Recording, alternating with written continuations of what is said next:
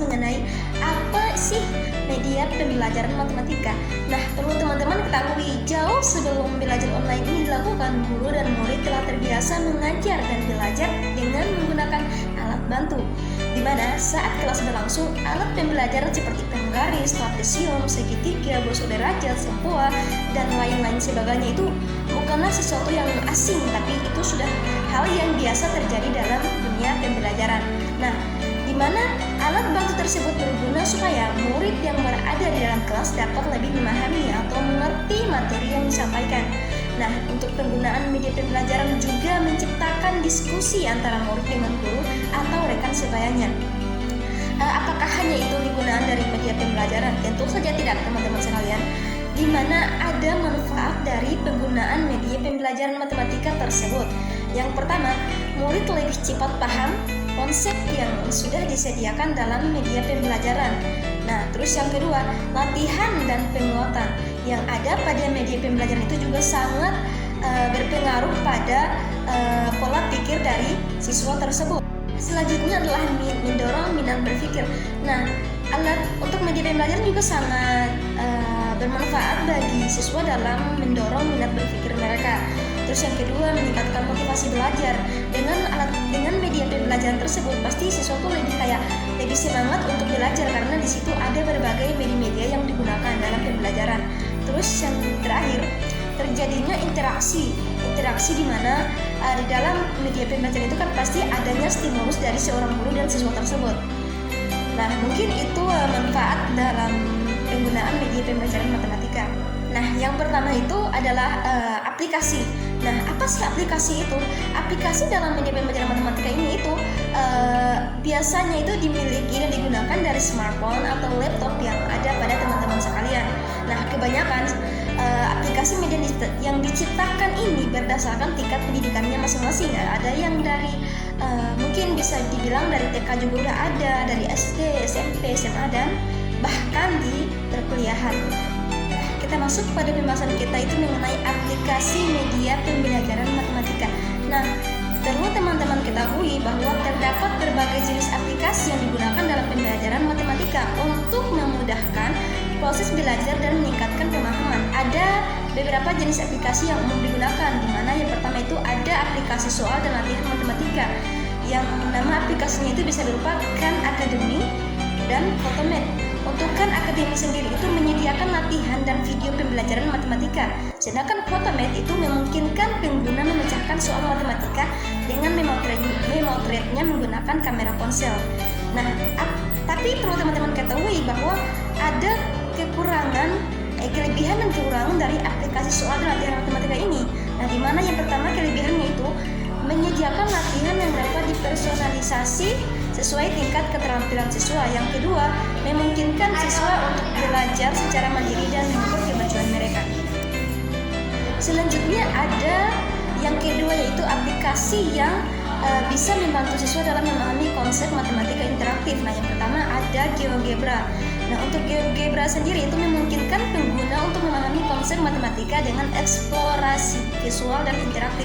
Dan yang kedua ada aplikasi yang namanya Desmos. Nah, untuk Desmos sendiri merupakan aplikasi grafik matematika yang membantu dalam memahami fungsi dan hubungan sistematis.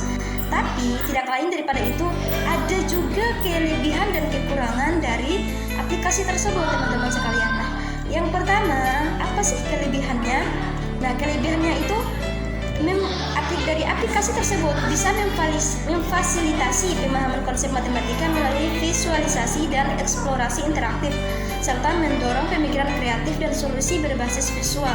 Nah, adapun kekurangannya yaitu dari aplikasi tersebut tidak selalu cocok untuk topik matematika yang lebih abstrak atau kompleks. Nah, berikutnya itu adalah aplikasi untuk membuat dan mengevaluasi rumus matematika. Nah, di sini itu ada dua aplikasi yang digunakan. Yang pertama itu ada Mathway. Nah, untuk aplikasi Mathway sendiri itu memberikan solusi langkah demi langkah untuk berbagai masalah matematika. Dan yang kedua ada aplikasi Wolfram Alpha, di mana aplikasi tersebut menyediakan jawaban komputasional dan solusi grafis untuk pertanyaan matematika. Nah, perlu teman-teman sekalian ketahui bahwa di aplikasi tersebut ada juga kelebihan dan kekurangannya. Nah, untuk kelebihan dan kekurangan dari aplikasi tersebut, yang pertama kelebihannya menyediakan solusi langkah demi langkah untuk membantu siswa memahami konsep. Yang kedua, berguna untuk mengevaluasi pekerjaan dan menemukan solusi yang benar. Nah, kekurangannya apa? Kekurangannya itu adalah dari aplikasi tersebut tidak selalu mengajarkan konsep secara mendalam. Aplikasi tersebut itu lebih berfokus pada solusi akhir yang dicapai dari siswa tersebut. Mungkin itu sekian dari saya. Saya sebagai pemateri pertama, saya lemparkan kepada pemateri kedua. Baik, saya ambil. Jadi di sini kita akan masuk kepada jenis-jenis aplikasi media pembelajaran, di mana aplikasi simulasi dan permainan diperlukan. Jadi di sini ada dua. Yang pertama, Dragon Box, yaitu merancang permainan yang menyamar sebagai permainan puzzle untuk mengajarkan konsep matematika kepada anak-anak.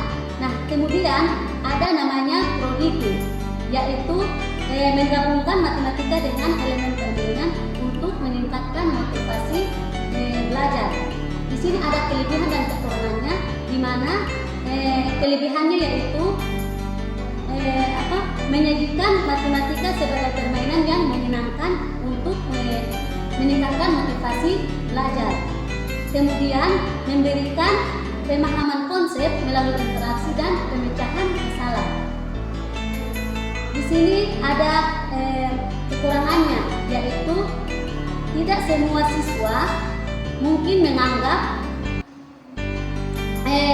dengan baik terhadap permasalahan permainan. Kemudian ada namanya aplikasi pengajaran konsep spesifik, yaitu ada dua.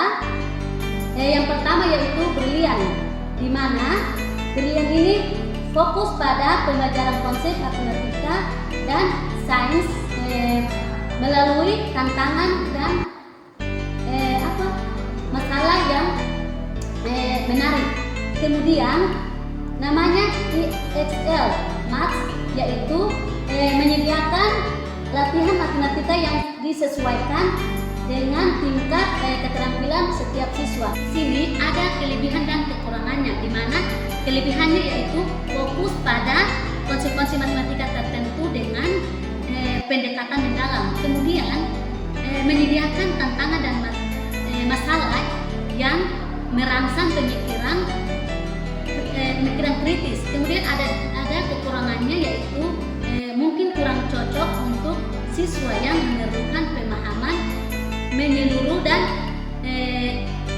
berbagai konsep matematis. Lanjut kepada materi berikutnya. Baik, terima kasih Saudara Wasia Rumau.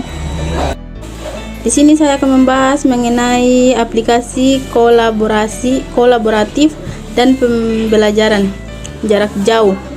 Misalkan Google Chrome membantu guru dan siswa untuk berinteraksi, memberikan tugas dan berkolaborasi dalam lingkungan daring.